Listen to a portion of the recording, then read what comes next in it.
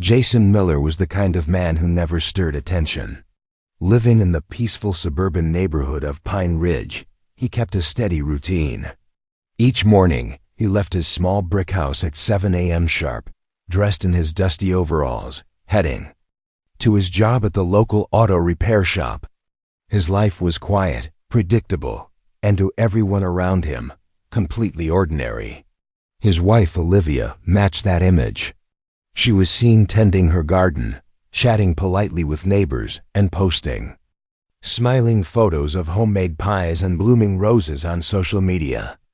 To the outside world, Jason and Livye were the portrait of a simple, happy couple. That image shattered on a humid summer morning when Jason didn't show up for work. His boss waited patiently, assuming perhaps Jason had fallen ill or had some personal emergency. But as the hours dragged on with no call and no answer from Jason's phone, concern grew. His boss contacted Jason's sister, who immediately felt a wave of dread. Jason wasn't someone who vanished without notice. Later that day, police arrived at Jason's home. Livye answered the door, looking surprised but calm. She told officers that Jason had left her. She explained they had a heated argument 2 nights earlier, and in frustration, Jason packed a bag and walked out. According to Livye, he told her he needed space, and she hadn't heard from him since. Police took her statement at face value. After all, adults had the right to leave. Missing person reports weren't unusual, especially when a spouse claimed the person left willingly. Still, a formal report was filed. Jason's family, however, wasn't satisfied. His sister insisted this wasn't like him. Jason had no reason to leave behind his job, his old truck, or his beloved German Shepherd Max, who now sat listlessly by the front door. Friends echoed the same confusion. Jason wasn't adventurous, nor was he known for impulsive decisions. Yet Livye continued. Repeating the same story, he walked out and never returned. Detectives performed routine checks. Jason's phone had gone dark the night Livye said he left. His credit cards and bank account showed zero activity. Not a single surveillance camera captured him leaving town. Despite these concerns, Livye appeared cooperative on the surface, even though she seemed emotionally detached. She didn't join searches organized by Jason's family. When they posted missing posters, she stayed home. Neighbors found her behavior odd, but told themselves people grieve differently. Weeks passed. Jason's case remained unsolved. Then small things began raising suspicion. One neighbor recalled seeing Jason's truck parked oddly in the driveway days after Livye said he left. Another remembered hearing loud thuds from the house late at night, followed by complete silence. When police returned to question Livye, her answers were vague. She claimed she barely remembered details of the night Jason left. Her tone was rehearsed, cold, as though she were repeating lines from a script she had carefully memorized. But without physical evidence, there was little police could do. It wasn't until 2 months later that Jason's case shifted from a missing person to something darker. A detective, frustrated by dead ends, decided to revisit Livye's home personally. His intention was simple: observe her reactions, look for anything overlooked. This unplanned visit would become the turning point of the entire investigation. During the visit, Livye seemed tense. She avoided certain areas of the house. She refused entry to the backyard, saying the garden was overgrown and messy. When the detective asked about Jason's belongings, Livye claimed he took everything important with him, including his work shoes. But Jason's sister had mentioned something during her initial interview that Jason never left home without those shoes. He wore them daily, and they were his most valued item of clothing. The single detail lodged itself in the detective's mind. Over the next few days, law enforcement obtained a warrant to search the entire property. It was standard procedure, but no one expected what they were about to find. As police officers walked through the backyard, they noticed odd patches of dirt, Fresh soil lay in thin lines behind an old wooden shed, out of sight from the house. A garden hose lay nearby, as if someone had recently attempted to wash something away. Olivia's earlier claim about not tending the garden for months now seemed suspicious. Police started digging. What they uncovered wasn't what anyone anticipated. Buried roughly a foot deep, wrapped in a black plastic bag, was Jason's pair of work shoes. The same shoes Olivia claimed he wore when he walked away. They were stained, caked in dirt, and unmistakably Jason's. At that moment, officers knew the case had changed. A man doesn't leave his home without his shoes, only for them to be buried behind his house. Detectives realized Olivia's story had cracks. And now, they had the first real evidence that Jason Miller hadn't left Pine Ridge alive. From a missing husband to a suspected homicide, the case had officially taken a chilling turn. What Olivia tried to bury was no longer hidden. The question now wasn't whether Jason was dead. The question was where Olivia had hidden his body. Asterisk. The discovery of Jason's shoes buried in the backyard changed everything. What had started as a missing person case now carried the shadow of something far more sinister. Officers who had once believed Olivia's story were now suspicious. The shoes, Jason's most personal item, suggested he hadn't left on his own. Someone had tried to erase his presence, but small details like a pair of buried shoes had begun to expose the truth. After recovering the shoes, detectives focused on Olivia. Her calm demeanor cracked during questioning. She became defensive, offering vague explanations. She claimed Jason must have buried the shoes himself before leaving. Detectives found this explanation absurd. When asked why he would do such a thing, she had no answer. Investigators knew Olivia was hiding something, but they didn't yet know how much. A new search warrant was quickly approved. This time, police weren't looking for missing belongings. They were searching for signs of death. Every inch of the Miller property became a crime scene. The quiet suburban backyard, once filled with blooming flowers and freshly cut grass, was now a field of suspicion. Officers returned with shovels, rakes, and cadaver dogs. Olivia watched from her kitchen window as detectives peeled back layers of her carefully curated life. Her neatly arranged flower beds were torn apart. Her decorative stones were overturned. The dogs moved methodically, sniffing every corner, every patch of disturbed earth. Behind the wooden shed, where Jason's shoes had been found, officers dug deeper, but found nothing more. It seemed Olivia had chosen that spot only for the shoes, to support her false narrative that Jason walked away. Attention then shifted to other parts of the property. The garden near the back fence had patches of newer soil. But after hours of digging, nothing appeared. Olivia stood silently, offering no words, as if she knew investigators were searching in the wrong place. Detectives turned to the house itself. Inside, everything looked clean, almost unnaturally so. The floors sparkled, the walls were freshly painted. The house had been scrubbed top to bottom. At first, this seemed like thorough housekeeping. But investigators knew overcleanliness can often be a sign of concealed evidence. The focus narrowed to the basement. Olivia had told officers earlier that she rarely went down there. It was where Jason stored old tools and clutter, she claimed. But when detectives entered the basement, it told a different story.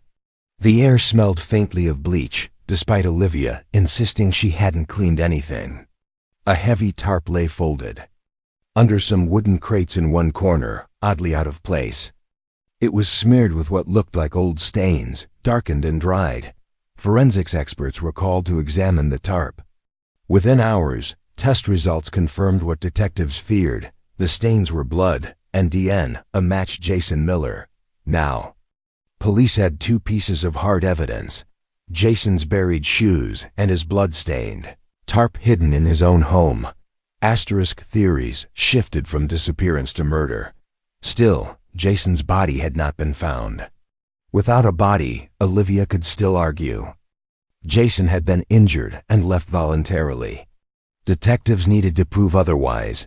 They dug into Olivia's digital life. Her phone and computer history revealed chilling searches. How long it takes for a body to decompose, how to clean blood from concrete, and how deep to bury evidence. The searches had been made days before Jason's disappearance.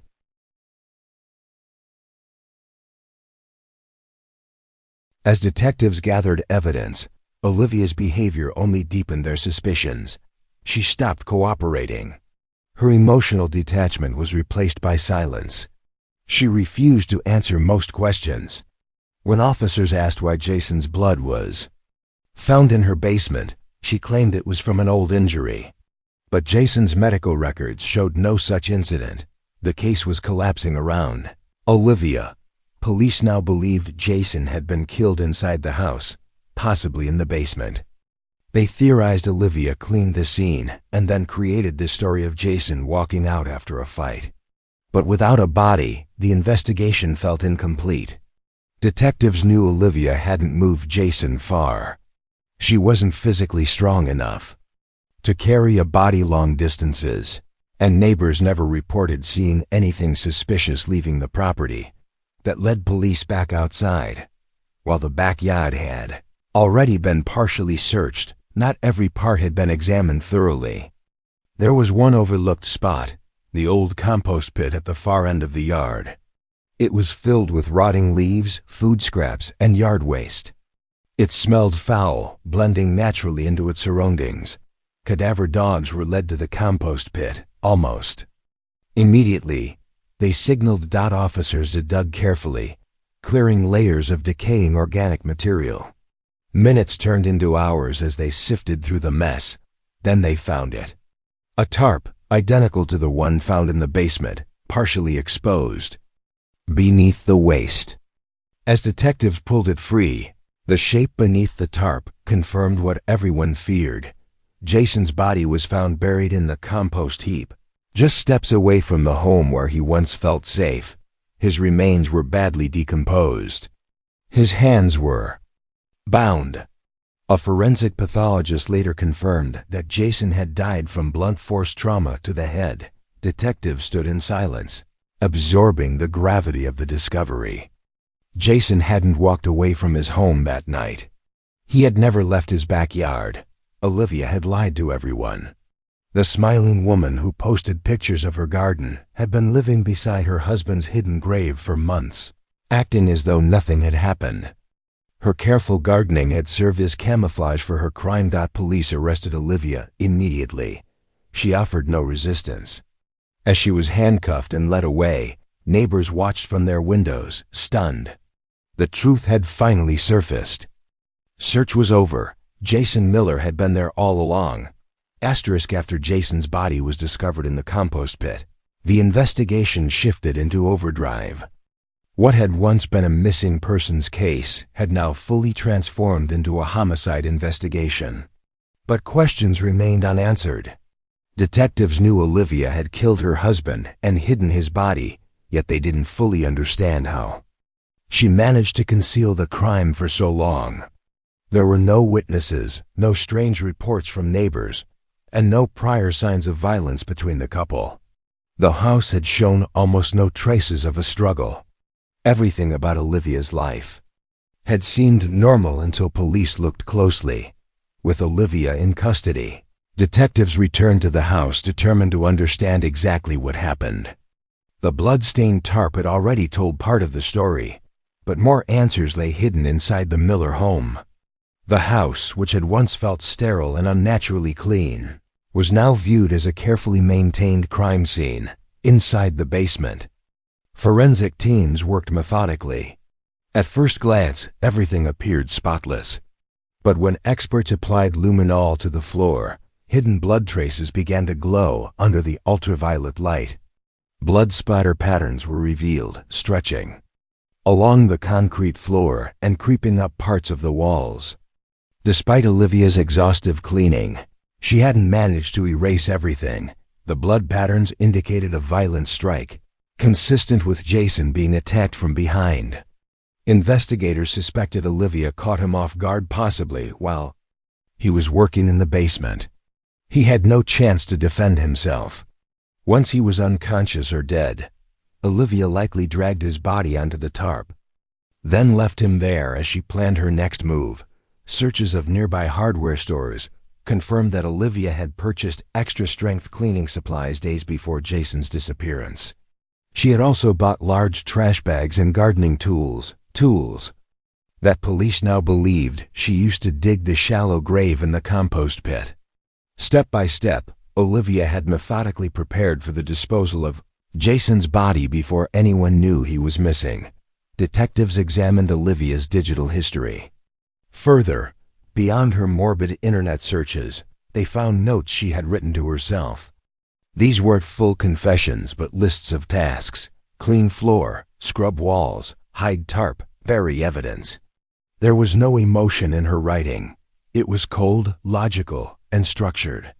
To investigators, it felt less like panic and more like premeditation. In the upstairs bedroom, they discovered Jason's packed bag, the same bag Livye had claimed Jason took when he left. It had been hidden in the back of the closet, covered with winter blankets. His clothes, wallet, and personal items were still inside. Livye had fabricated the entire story of him leaving in the middle of the night. She had carefully staged the narrative, hoping that without evidence of foul play, the case would be closed quietly. But Jason's shoes buried behind the shed had shattered that narrative. Police now understood the symbolic weight of the shoes. Livye buried them intentionally, knowing they were Jason's most recognizable item. She assumed finding the shoes would support her version of events, that Jason had simply walked away. Ironically, it was this miscalculation that exposed her. No one believed Jason would leave barefoot, especially not his family. The forensic teams also found Livye's fingerprints on the tarp recovered from the compost pit, as well as on the ropes used to bind Jason's hands. All evidence now pointed directly to her. But detectives still struggled to understand why. What had pushed Livye to commit such a calculated murder? During formal interviews, Livye remained distant. She refused to explain her actions. She denied premeditation, instead offering vague claims that Jason had been abusive. She described their marriage as toxic and claimed she had acted out of fear. However, no one, including Jason's family, friends, or co-workers, had ever seen signs of abuse. Medical records showed no evidence of past injuries, and Livye herself had never contacted law enforcement or filed any complaints against Jason. Investigators suspected Livye fabricated the abuse narrative in hopes of justifying the killing. However, without direct proof of her intent, police could only speculate about her true motive. Prosecutors built their case based on physical evidence, digital records, and the recovery of Jason's body. They argued that Livye didn't kill in self-defense or out of fear. Instead, she planned the crime, cleaned the scene, and staged the story of his disappearance to avoid suspicion. Her internet history, the staged backpack, the cleaning purchases, and the buried shoes demonstrated cold calculation. The discovery of the body in the compost pit was the final and most damning piece of evidence. In the courtroom, Livye sat expressionless as prosecutors detailed the timeline of Jason's murder. The jury listened as forensic experts explained how Jason had been attacked from behind, how his body had been moved and hidden, and how Livye had tried to erase every trace of what happened in that basement. Photos of Jason's decomposed body and blood-stained tarp were presented as evidence, showing the brutality beneath Livye's calm exterior. Her neighbors, once charmed by her quiet gardening and homemade pies, were horrified. The trial lasted only weeks. The jury reached a verdict: guilty of first-degree murder. Livye was sentenced to life in prison without the possibility of parole. For Jason's family, the verdict brought a form of closure but no comfort. Jason's sister described him as a man who trusted easily and loved deeply. He never saw the betrayal coming. His death wasn't the result of a sudden fight or tragic accident. It was a carefully executed plan by the person he trusted most. Back in Pine Ridge, Jason's home stood empty. The garden, once a place of life and beauty, became overgrown and lifeless. The compost pit was filled in, and the shed stood as a silent reminder of the hidden secrets buried behind suburban fences. Jason Miller didn't run away. He never even made it out of his own basement. Asterisk after Olivia's conviction. People around Pine Ridge struggled to accept what had happened. The quiet woman who once hosted neighborhood barbecues had murdered her husband and buried him in her own backyard. What haunted many was the calculated way she had carried out the crime. Unlike most cases of domestic violence or sudden rage, this wasn't an impulsive act, it was a plan. The more detectives analyzed the evidence, the more they saw Olivia's crime as something premeditated, every step deliberate, every action controlled. Investigators revisited the timeline, searching. For the moment, Olivia had begun planning Jason's death. Months before his disappearance, Olivia had started isolating herself. Her gardening slowed, social media posts became less frequent, and neighbors noticed she barely left her house. At the time, everyone assumed she was just going through a difficult phase. But now police believe she had started preparing for what she intended to do. Her internet searches began during that period. She looked up ways to clean blood from cement, how long it would take for a body to decompose, and methods to destroy forensic evidence. These weren't the desperate searches of someone reacting to a sudden event. They were methodical, calm, and planned. Olivia had spent weeks learning how to cover up a crime before it even happened.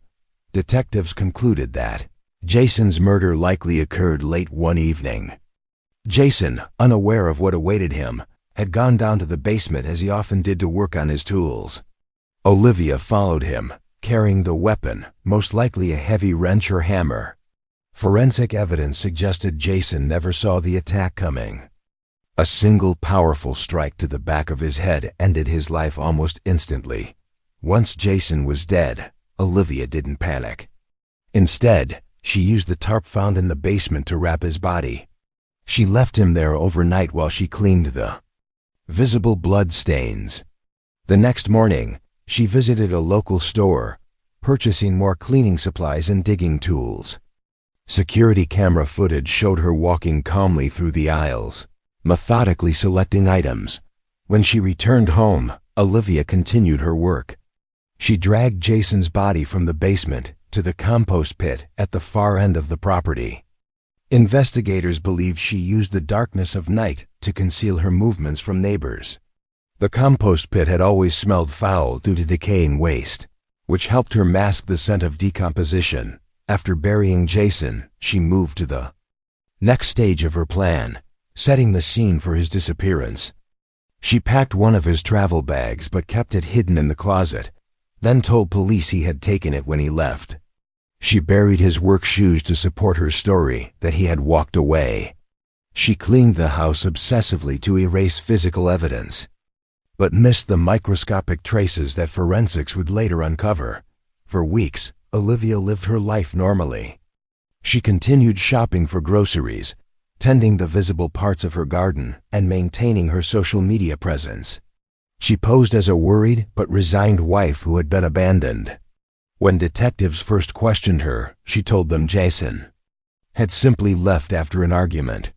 She kept her answers short and emotionless, hoping to avoid suspicion by appearing cooperative, but small cracks gave her away. Her lack of genuine concern, her refusal to search for Jason, and her inability to explain why Jason's shoes were found buried in the yard led detectives to question her story. The coldness with which she discussed her husband's disappearance unsettled even the most experienced officers. After Olivia's arrest, during extended interviews, she never expressed remorse. She claimed Jason was controlling, but detectives found no evidence to support her claims. Jason's family denied that he had ever been violent toward Olivia. His friends described him as gentle and routine-bound, someone who avoided confrontation. Olivia's narrative didn't match the reality of the life Jason had lived. Psychologists who examined Olivia after her arrest suggested she exhibited signs of narcissistic personality traits, someone who saw herself as the victim even after committing murder. Her lack of emotional response to her husband's death or her trial supported this analysis. Olivia never shed a tear, never pleaded for mercy, and never explained why she chose to end Jason's life. The trial itself became a focal point for local media. Journalists covered every hearing, every piece of evidence. Photos of the compost pit and the basement's bloodstains filled newspapers. People were fascinated not just by the brutality of the murder, but by the way Olivia had maintained the illusion of normalcy afterward. It was a perfect suburban life with horror hidden just beneath the surface. After Olivia's sentencing, Jason's family took possession of the house. They couldn't bring themselves to live there. Eventually, they sold the property.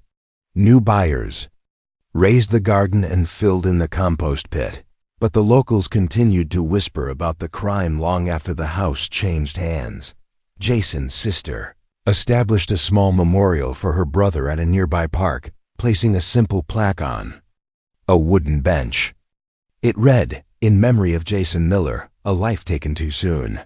She hoped people would remember Jason for who he was, not just as the victim of a horrifying crime, but as a kind man whose trust had been exploited.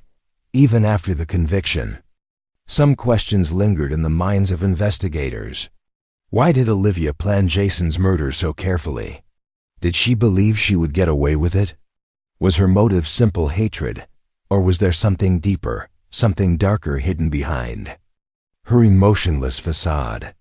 Police never found evidence of a financial motive, secret affair, or any external pressure pushing her toward murder. In the end, the most chilling truth was that Olivia didn't need a reason.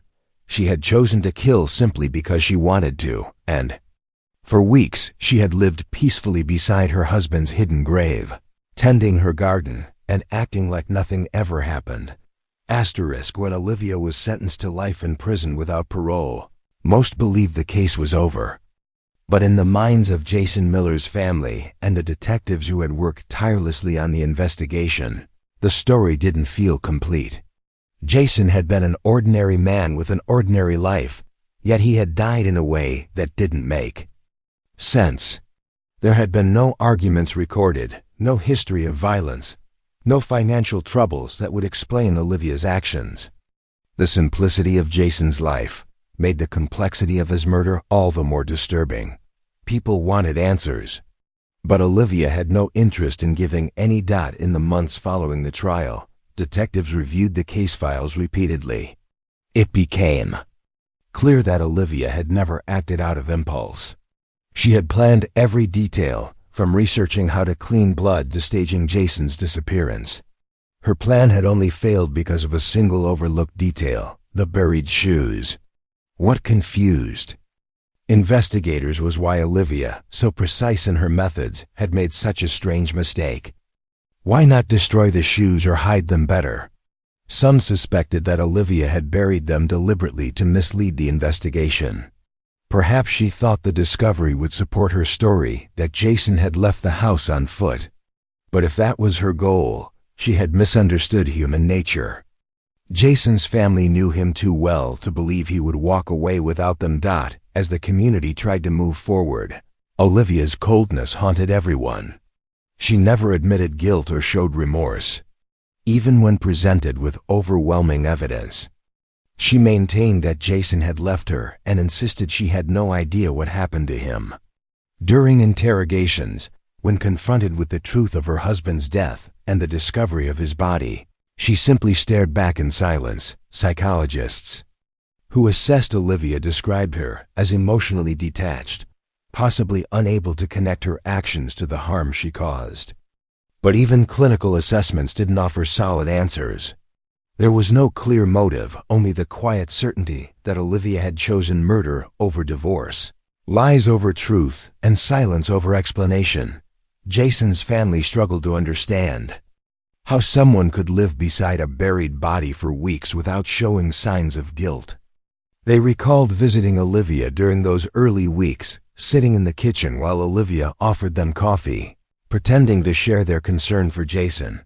All the while, Jason's body lay hidden just beyond the garden fence. His sister later described that realization as worse than the murder itself. Knowing that Olivia could look them in the eyes, speak to them calmly, and lie without hesitation broke their trust in people forever. The physical house became a symbol of Olivia's deception. Every room had been cleaned, every corner staged, every detail controlled. Yet even the most careful killer couldn't erase everything. The blood traces in the basement, the tarp, the digital searches, and the buried shoes, all small, overlooked clues, had eventually told Jason's story. Investigators used those fragments to reconstruct his final hours, piecing together a silent death that Olivia had hoped no one would question. Detectives revisited their interviews with neighbors and co-workers, looking for any missed signs of Olivia's state of mind before the murder. What they found was unsettling.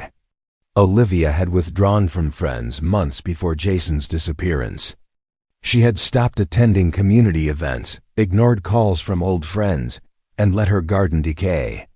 Most neighbors assumed she was simply depressed or overwhelmed. But investigators now believed that this isolation had been part of her preparation. She was disconnecting herself from the world, reducing the risk of someone noticing unusual activity around the house. In her quiet solitude, Olivia had planned Jason's death. Her internet searches were particularly chilling. They showed no panic, no desperation. Instead, they reflected methodical research. She had studied how bodies decompose, how law motors would persist, how cadaver dogs work, and how police conduct searches. In her mind, she believed she could control every variable.